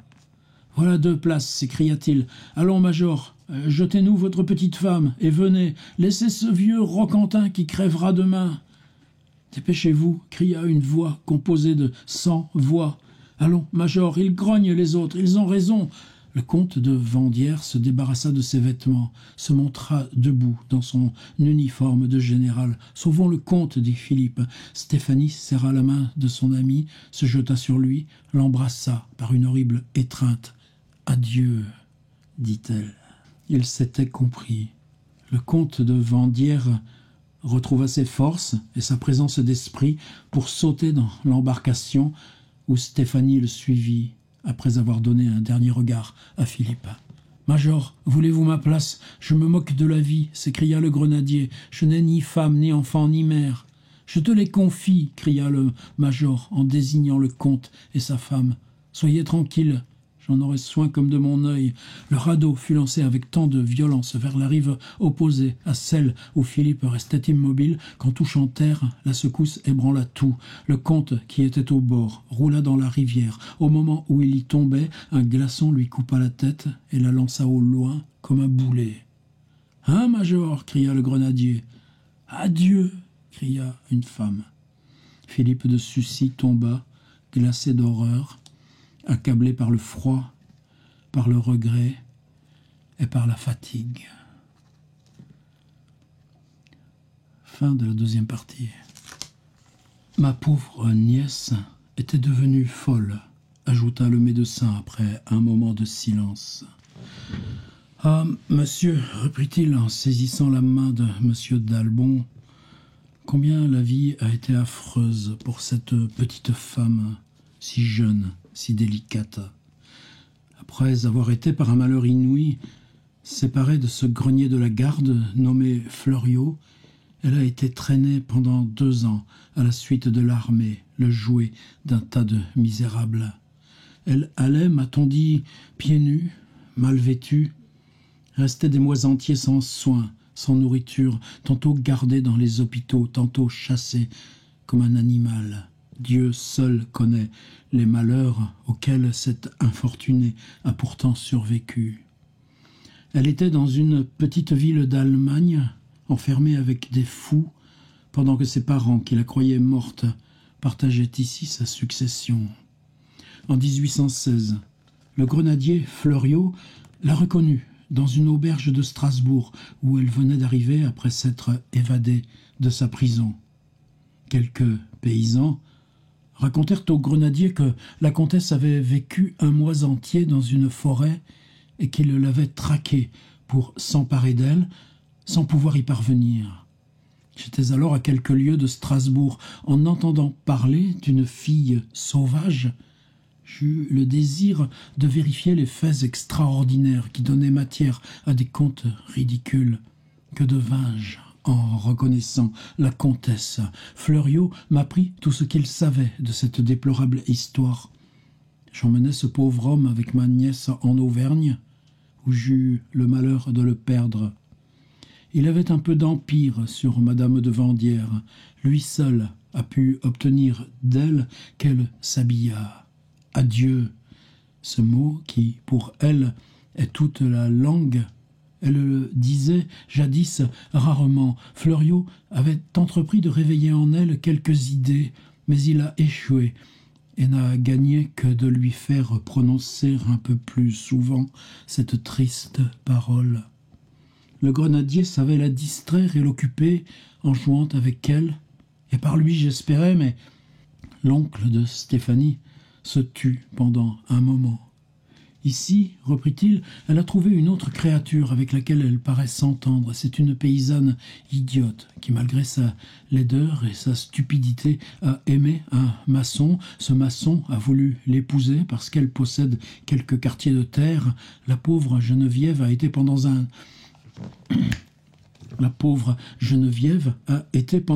an la plus heureuse créature qu'il y eût au monde. Elle se parait et allait le dimanche danser avec Dallot. Elle comprenait l'amour. Il y avait place dans son cœur et dans son esprit pour un sentiment, mais Dallot a fait des réflexions. Il a trouvé une jeune fille qui a son bon sens et 2 quartiers de terre de plus que n'en a Geneviève. Dallot a donc laissé Geneviève. Cette pauvre créature a perdu le peu d'intelligence que l'amour avait développé en elle et ne sait plus que garder les vaches ou faire de l'herbe. Ma nièce et cette pauvre fille sont en quelque sorte unis par la chaîne invisible de leur commune destinée et par le sentiment qui cause leur folie. « Tenez, voyez, » dit l'oncle de Stéphanie, en conduisant le marquis d'Albon à la fenêtre. Le magistrat aperçut en effet la jolie comtesse assise à terre entre les jambes de Geneviève. La paysanne, armée d'un énorme peigne d'os, mettait toute son attention à démêler la longue chevelure noire de Stéphanie, qui se laissait faire en jetant des cris étouffés dont l'accent trahissait un plaisir instinctivement ressenti.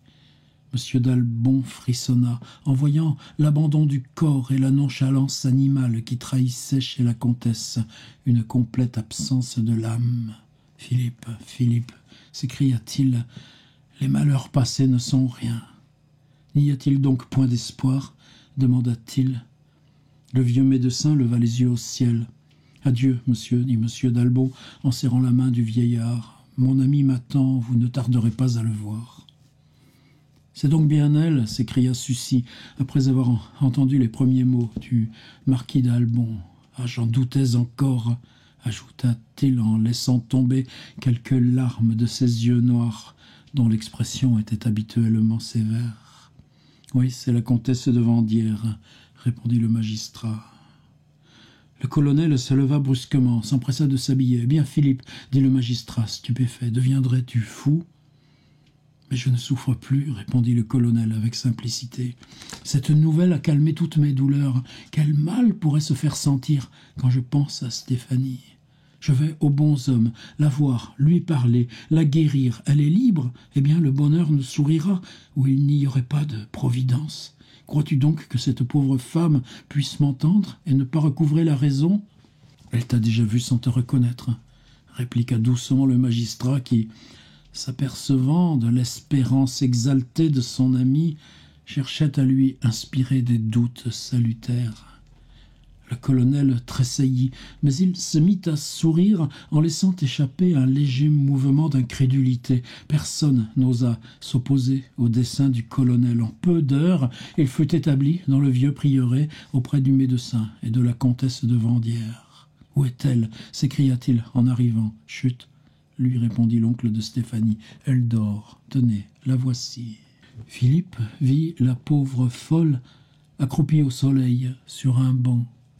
Sa tête était protégée contre les ardeurs de l'air par une forêt de cheveux épars sur son visage.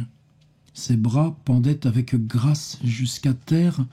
Son corps gisait élégamment posé comme celui d'une biche. Ses pieds étaient pliés sous elle, sans effort. Son sein se soulevait par intervalles égaux. Sa peau, son teint, avaient cette blancheur de porcelaine qui nous fait tant admirer la figure transparente des enfants. Immobile auprès d'elle, Geneviève tenait à la main un rameau que Stéphanie était sans doute allée détacher de la plus haute cime d'un peuplier, et l'idiote agitait doucement ce feuillage au-dessus de sa compagne endormie pour chasser les mouches et fraîchir l'atmosphère. La paysanne regarda M. Fanjat et le colonel, puis, comme un animal qui a reconnu son maître, elle retourna lentement la tête vers la comtesse et continua de veiller sur elle, sans avoir donné la moindre marque d'étonnement ou d'intelligence. L'air était brûlant. Le banc de pierre semblait étinceler, et la prairie élançait vers le ciel ces lutines vapeurs qui voltigent et flambent au-dessus des herbes comme une poussière d'or. Mais Geneviève paraissait ne pas sentir cette chaleur dévorante. Le colonel serra violemment les mains du médecin dans les siennes. Des pleurs échappés des yeux du militaire roulèrent le long de ses joues mâles et tombèrent sur le gazon aux pieds de Stéphanie. « Monsieur, dit l'oncle, voilà 2 ans que mon cœur se brise tous les jours. Bientôt vous serez comme moi. Si vous ne pleurez pas, vous n'en sentirez pas moins votre douleur. » « Vous l'avez soigné, dit le colonel, dont les yeux exprimaient autant de reconnaissance que de jalousie. Ces 2 hommes s'entendirent, et de nouveau se pressant fortement la main, ils restèrent immobiles en contemplant le calme admirable que le sommeil répandait sur cette charmante créature. De temps en temps, Stéphanie poussait un soupir, et ce soupir, qui avait toutes les apparences de la sensibilité, faisait frissonner d'aise le malheureux colonel. « Hélas, lui dit doucement M. Fanjat, ne vous abusez pas, monsieur. Vous la voyez en ce moment dans toute sa raison. » Ceux qui sont restés avec délice pendant des heures entières, occupés à voir dormir une personne tendrement aimée dont les yeux devaient leur sourire au réveil, comprendront sans doute le sentiment doux et terrible qui agitait le colonel. Pour lui, ce sommeil était une illusion, le réveil devait être une mort, et la plus horrible de toutes les morts. Tout à coup, un jeune chevreau accourut en 3 bonds vers le banc, flaira Stéphanie, que ce bruit réveilla. Elle se mit légèrement sur ses pieds sans que ce mouvement effrayât le capricieux animal. Mais quand elle eut aperçu Philippe, elle se sauva, suivie de son compagnon quadrupède, jusqu'à une haie de sureau. Puis elle jeta ce petit cri d'oiseau effarouché que déjà le colonel avait entendu près de la grille où la comtesse était apparue à M. d'Albon pour la première fois. Enfin, elle grimpa sur un faux ébénier, se nicha dans la houppe verte de cet arbre et se mit à regarder l'étranger avec l'attention du plus curieux de tous les rossignols de la forêt. « Adieu, adieu, adieu, dit-elle, sans que l'âme communiquât une seule inflexion sensible à ce mot. C'était l'impassibilité de l'oiseau sifflant son air. « Elle ne me reconnaît pas, s'écria le colonel au désespoir. « Stéphanie, c'est Philippe, ton Philippe, Philippe !» Et le pauvre militaire s'avança vers l'ébénier. Mais quand il fut à 3 pas de l'arbre, la comtesse le regarda comme pour le défier, quoiqu'une sorte d'expression craintive passa dans son œil. Puis d'un seul bond, elle se sauva de l'ébénier sur un acacia, de là sur un sapin du nord, où elle se balança de branche en branche avec une légèreté inouïe. « Ne la poursuivez pas, dit M. Fanjat au colonel. Vous mettriez entre elle et vous une aversion qui pourrait devenir insurmontable. Je vous aiderai à vous en faire connaître et à l'apprivoiser. Venez sur ce banc. Si vous ne faites point attention à cette pauvre folle, alors vous ne tarderez pas à la voir s'approcher insensiblement pour vous examiner. » Elle, ne pas me reconnaître et me fuir, répéta le colonel en s'asseyant le dos contre un arbre dont le feuillage ombrageait un banc rustique, et sa tête se pencha sur sa poitrine. Le docteur garda le silence. Bientôt, la comtesse descendit doucement du haut de son sapin, en voltigeant comme un feu follet, en se laissant aller parfois aux ondulations que le vent imprimait aux arbres. Elle s'arrêtait à chaque branche pour épier l'étranger, mais en le voyant immobile, elle finit par sauter sur l'herbe, se mit debout et vint à lui d'un pas lent à travers la prairie. Quand elle se fut posée contre un arbre qui se trouvait à 10 pieds environ du banc, « Monsieur Fanjat, dit à voix basse au colonel, prenez adroitement dans ma poche droite quelques morceaux de sucre et montrez-les lui. Elle viendra. Je renoncerai volontiers en votre faveur au plaisir de lui donner des friandises.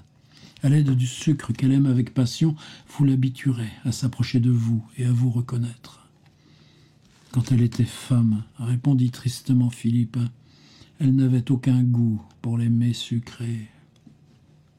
Lorsque le colonel agita vers Stéphanie le morceau de sucre qu'il tenait entre le pouce et l'index de la main droite, elle poussa de nouveau son cri sauvage, s'élança vivement sur Philippe, puis elle s'arrêta, combattue par la peur instinctive qu'il lui causait. Elle regardait le sucre et détournait la tête alternativement comme ces malheureux chiens à qui leur maître défendent de toucher à un mets avant qu'on ait dit une des dernières lettres de l'alphabet qu'on récite lentement. Enfin, la passion bestiale triompha de la peur. Stéphanie se précipita sur Philippe, avança timidement sa jolie main brune pour saisir sa proie, toucha les doigts de son amant, attrapa le sucre et disparut dans un bouquet de bois. Cette horrible scène acheva d'accabler le colonel qui fondit en larmes et s'enfuit dans le salon. « L'amour aurait-il donc moins de courage que l'amitié ?» lui dit M. Fanjat. « J'ai de l'espoir, monsieur le baron. Ma pauvre nièce était dans un état bien plus déplorable que celui où vous la voyez. »« Est-ce possible ?» s'écria Philippe. « Elle restait nue. » reprit le médecin. Le colonel fit un geste d'horreur et pâlit. Le docteur crut reconnaître dans cette pâleur quelques fâcheux symptômes. Il vint lui tâter le pouls et le trouva en proie à une fièvre violente. À force d'instance, il parvint à le faire mettre au lit et lui prépara une légère dose d'opium afin de lui procurer un sommeil calme. 8 jours environ s'écoulèrent, pendant lesquels le baron de Sucy fut souvent aux prises avec des angoisses mortelles. Aussi bientôt ses yeux n'eurent-ils plus de larmes. Son âme, souvent brisée, ne put s'accoutumer au spectacle que lui présentait la folie de la comtesse, mais il pactisa, pour ainsi dire, avec cette cruelle situation et trouva des adoucissements dans sa douleur. Son héroïsme ne connut pas de bornes. Il eut le courage d'apprivoiser Stéphanie en lui choisissant des friandises. Il mit tant de soin à lui apporter cette nourriture, il sut si bien graduer les modestes conquêtes qu'il voulait faire sur l'instinct de sa maîtresse, ce dernier lambeau de son intelligence, qu'il parvint à la rendre plus privée qu'elle ne l'avait jamais été.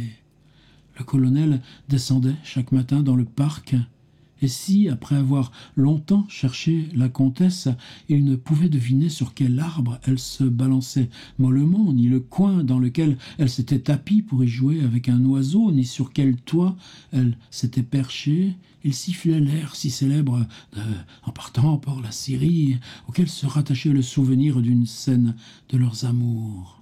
Aussitôt, Stéphanie accourait avec la légèreté d'un faon. Elle s'était si bien habituée à voir le colonel qu'il ne l'effrayait plus. Bientôt, elle s'accoutuma à s'asseoir sur lui, à l'entourer de son bras sec et agile. Dans cette attitude si chère aux amants, Philippe donnait lentement quelques sucreries à la friande comtesse. Après les avoir mangées toutes, il arrivait souvent à Stéphanie de visiter les poches de son amie par des gestes qui avaient la vélocité mécanique des mouvements du singe. Quand elle était bien sûre qu'il n'y avait plus rien, elle regardait Philippe d'un œil clair, sans idée, sans reconnaissance. Elle jouait alors avec lui, elle essayait de lui ôter ses bottes pour voir son pied, elle déchirait ses gants, mettait son chapeau, mais elle lui laissait passer les mains dans sa chevelure, lui permettait de la prendre dans ses bras et recevait sans plaisir des baisers ardents. Enfin, elle le regardait silencieusement quand il versait des larmes. Elle comprenait bien le sifflement en partant pour la Syrie, mais il ne put réussir à lui faire prononcer son propre nom de Stéphanie. Philippe était soutenu dans son horrible entreprise par un espoir qui ne l'abandonnait jamais. Si par une belle matinée d'automne, il voyait la comtesse paisiblement assise sur un banc sous un peuplier jauni, le pauvre amant se couchait à ses pieds et la regardait dans les yeux aussi longtemps qu'elle voulait bien se laisser voir, en espérant que la lumière qui s'en échappait redeviendrait intelligente. Parfois, il se faisait illusion, il croyait avoir aperçu ces rayons durs et immobiles, vibrant de nouveau, amollis, vivants, et il s'écriait « Stéphanie, Stéphanie, tu m'entends, tu me vois ?»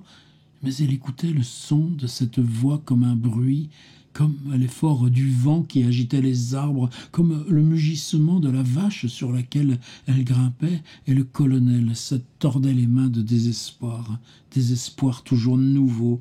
Le temps et ses vaines épreuves ne faisaient qu'augmenter sa douleur. Un soir, par un ciel calme, au milieu du silence et de la paix de ce champêtre asile, le docteur aperçut de loin le baron occupé à charger un pistolet. Le vieux médecin comprit que Philippe n'avait plus d'espoir. Il sentit tout son sang affluer à son cœur, et s'il résista au vertige qui s'emparait de lui, c'est qu'il aimait mieux voir sa nièce vivante et folle que morte. Il accourut. « Que faites-vous » dit-il. « C'est pour moi » répondit le colonel en montrant sur le banc un pistolet chargé. « Et voilà pour elle » ajoutait-il en achevant de fouler la bourre au fond de l'arme qu'il tenait. La comtesse s'était étendue à terre et jouait avec les balles. « Vous ne savez donc pas, reprit froidement le médecin, qui dissimula son épouvante, que cette nuit, en dormant, elle a dit « Philippe, elle m'a nommé ?» s'écria le baron en laissant tomber son pistolet que Stéphanie ramassa, mais il le lui arracha des mains, s'empara de celui qui était sur le banc et se sauva. « Pauvre petite !» s'écria le médecin, heureux du succès qu'avait eu sa supercherie. Il pressa la folle sur son sein et dit en continuant « Il t'aurait tué, l'égoïste. Il veut te donner la mort parce qu'il souffre. Il ne sait pas t'aimer pour toi, mon enfant. Nous lui pardonnons, n'est-ce pas? Il est insensé. Et toi, tu n'es que folle. Va, Dieu seul doit te rappeler près de lui. Nous te croyons malheureuse parce que tu ne participes plus à nos misères. Sots que nous sommes, mais dit-il en l'asseyant sur ses genoux, tu es heureuse, rien ne te gêne, tu vis comme l'oiseau, comme le daim. Elle s'élança sur un jeune merle qui sautillait, le prit en jetant un petit cri de satisfaction, l'étouffa, le regarda mort et le laissa au pied d'un arbre, sans plus y penser. Le lendemain, aussitôt qu'il fit jour, le colonel descendit dans les jardins. Il chercha Stéphanie, il croyait au bonheur. Ne la trouvant pas, il siffla. Quand sa maîtresse fut venue, il la prit par le bras et, marchant pour la première fois ensemble, ils allèrent sous un berceau d'arbres flétris dont les feuilles tombaient sous la brise matinale. Le colonel s'assit et Stéphanie se posa d'elle-même sur lui. Philippe en trembla d'aise. « Mon amour !» lui dit-il en baisant avec ardeur les mains de la comtesse. « Je suis Philippe. » Elle le regarda avec curiosité. « Viens, ajouta-t-il en la pressant, sens-tu battre mon cœur? Il n'a battu que pour toi. Je t'aime toujours. Philippe n'est pas mort, il est là. Tu es sur lui. Tu es ma Stéphanie. Je suis ton Philippe. Adieu, dit-elle. Adieu. » Le colonel frissonna, car il crut s'apercevoir que son exaltation se communiquait à sa maîtresse. Son cri déchirant, excité par l'espoir, ce dernier effort d'un amour éternel, d'une passion délirante, réveillait la raison de son ami. « Ah, Stéphanie, nous serons heureux. » Elle laissa échapper un cri de satisfaction. Ses yeux eurent un vague éclair d'intelligence. « Elle me reconnaît, Stéphanie !» Le colonel sentit son cœur se gonfler, ses paupières devenir humides, mais il vit tout à coup la comtesse lui montrer un peu de sucre qu'elle avait trouvé en le fouillant pendant qu'il parlait. Il avait donc pris pour une pensée humaine ce degré de raison que suppose la malice du singe.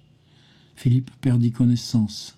Monsieur Fanjat trouva la comtesse assise sur le corps du colonel. Elle mordait son sucre en témoignant son plaisir par des minauderies qu'on aurait admirées si, quand elle avait sa raison, elle eût voulu imiter par plaisanterie sa perruche ou sa chatte. « Ah, mon ami !» s'écria Philippe en reprenant ses sens. « Je meurs tous les jours. À tous les instants, j'aime trop. Je supporterais tout si, dans sa folie, elle avait gardé un peu du caractère féminin. Mais la voir toujours sauvage, et même dénuée de pudeur, la voir... » « Il vous fallait donc une folie d'opéra, » fit aigrement le docteur. « Et vos dévouements d'amour sont donc soumis à des préjugés. Et quoi, monsieur, je me suis privé pour vous du triste bonheur de nourrir ma nièce. Je vous ai laissé le plaisir de jouer avec elle. Je n'ai gardé pour moi que les charges les plus pesantes.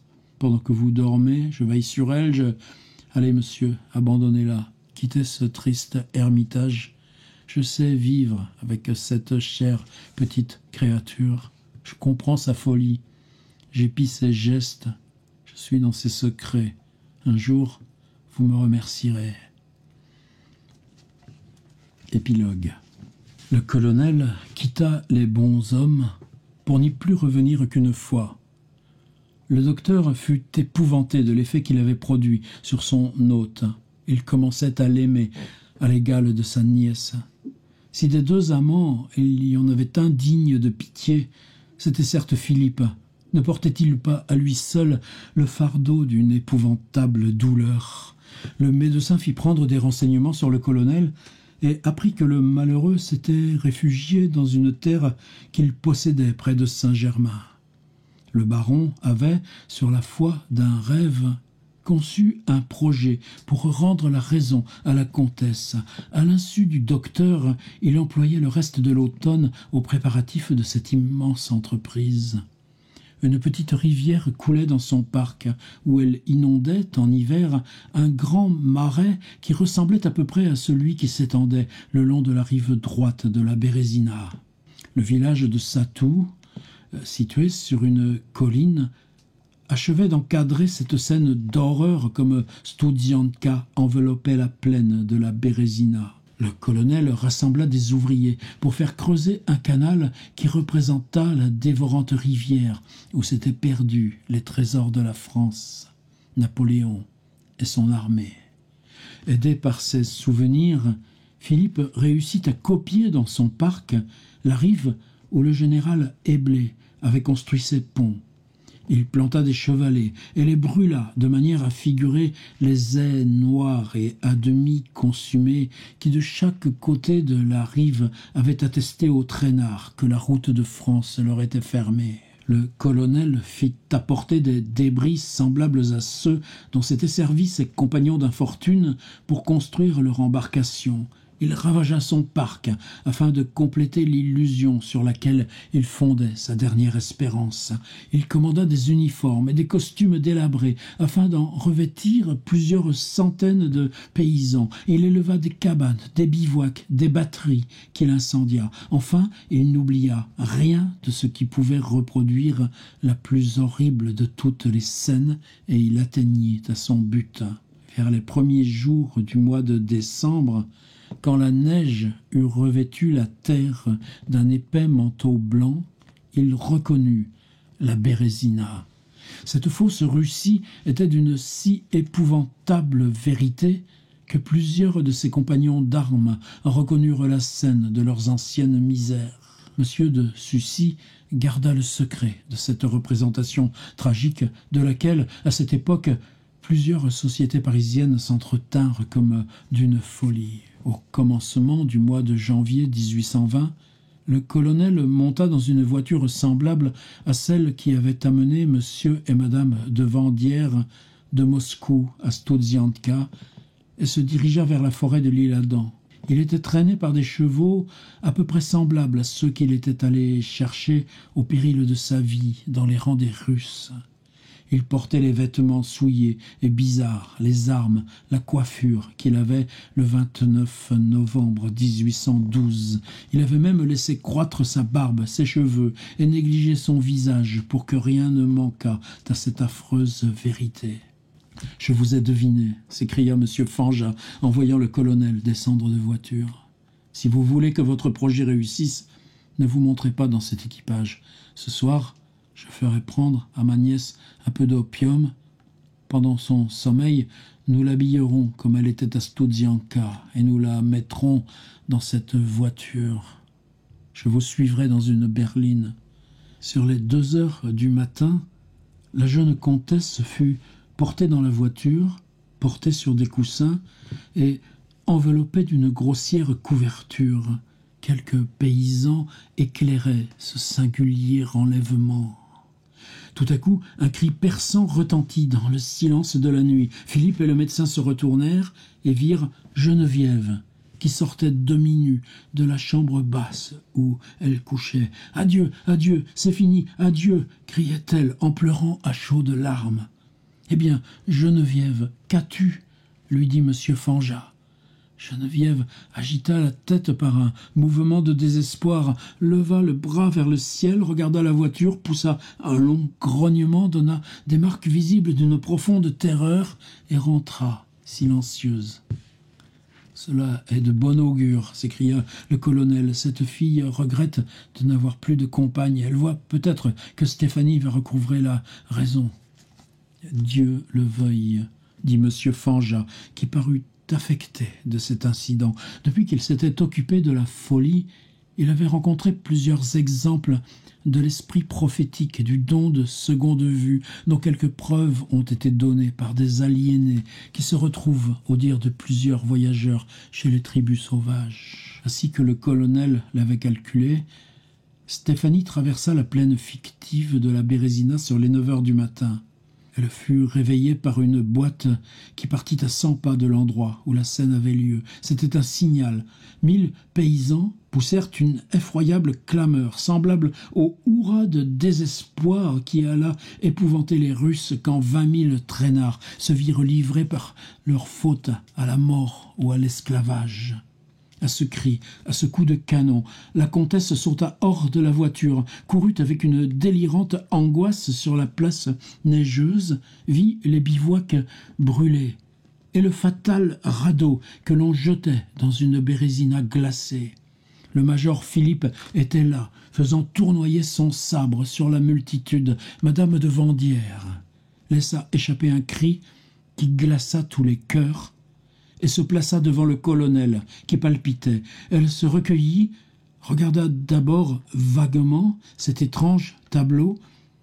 Pendant un instant aussi rapide que l'éclair, ses yeux eurent la lucidité dépourvue d'intelligence que nous admirons dans l'œil éclatant des oiseaux. Puis elle passa la main sur son front avec l'expression vive d'une personne qui médite.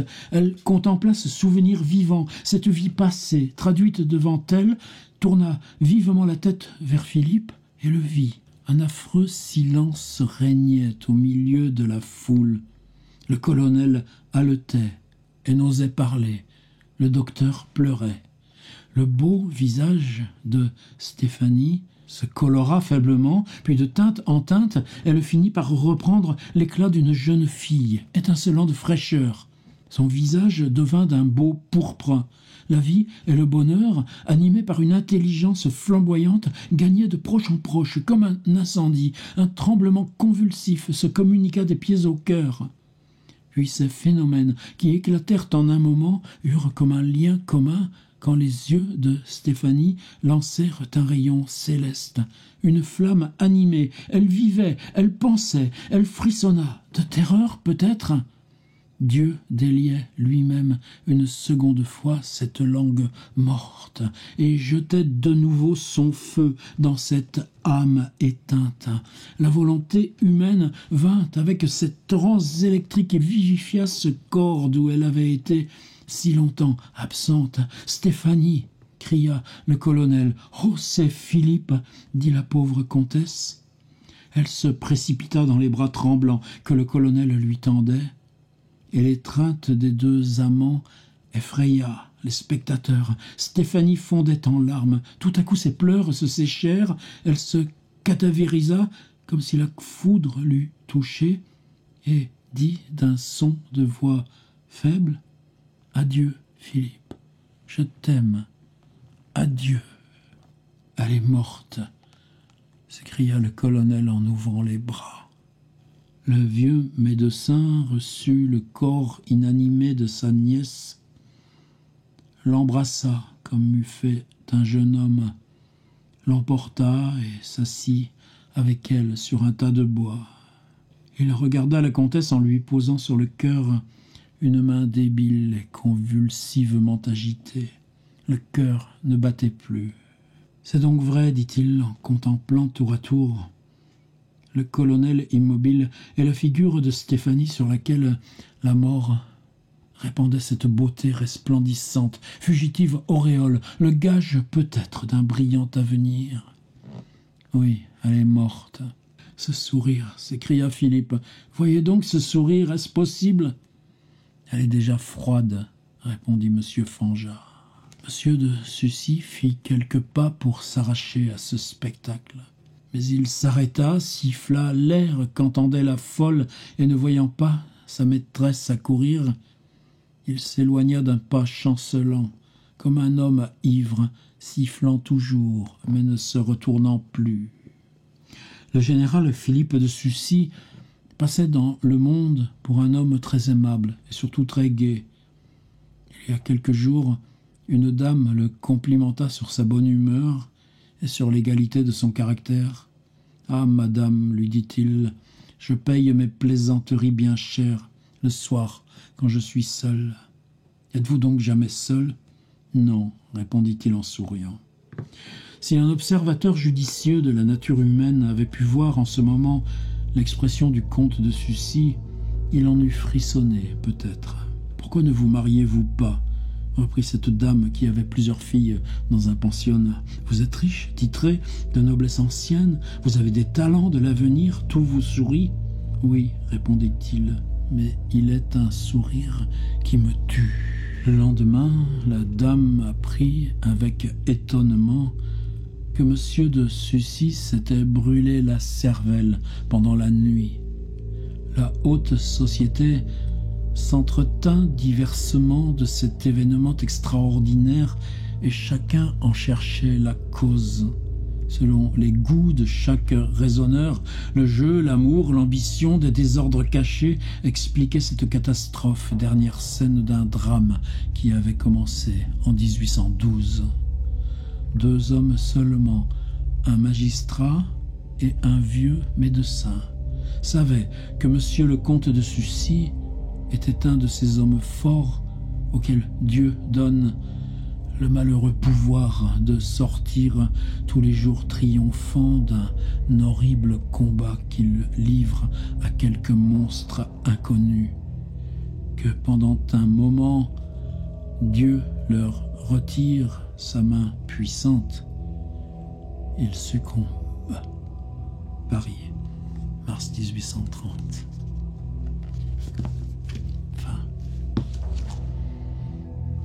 Balzac a republié évidemment plusieurs fois, y compris en 1845, y compris l'édition Furne, dite corrigée, qui est maintenant le canon. Quasiment jamais fait de correction.